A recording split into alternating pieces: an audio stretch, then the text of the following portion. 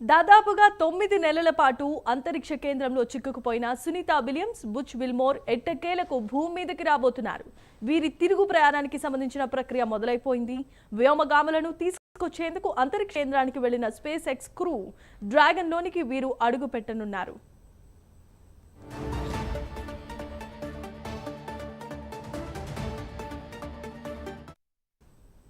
ఇక SpaceX Crew Dragon hatch మూసివేత ప్రక్రియ ప్రారంభమైనట్లుగా నాసా వెల్లడించింది. తిరుగు ప్రయాణం నిమిత్తం వ్యోమగాములు సిద్ధమవుతున్నారని, తమ వస్తువులను కూడా ప్యాక్ చేసుకుంటున్నారని పేర్కొంది. ఈ ప్రక్రియనంతా నాసా కేంద్రంలో శాస్త్రవేత్తలు సునిశ్చితంగా గమనిస్తూనే ఉన్నారు.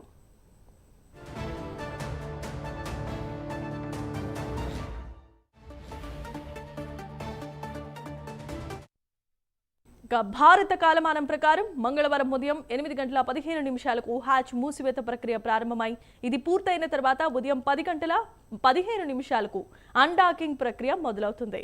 క్రూ డ్రాగన్ వ్యోమనౌక అంతరిక్ష కేంద్రం నుంచి విడిపోతుంది. ఇక బుధవారం తెల్లవారుజామున 3:27 ఈ వ్యోమ నౌక ఫ్లోరిడా తీరంలో సముద్ర జలాల్లో దిగుతుంది.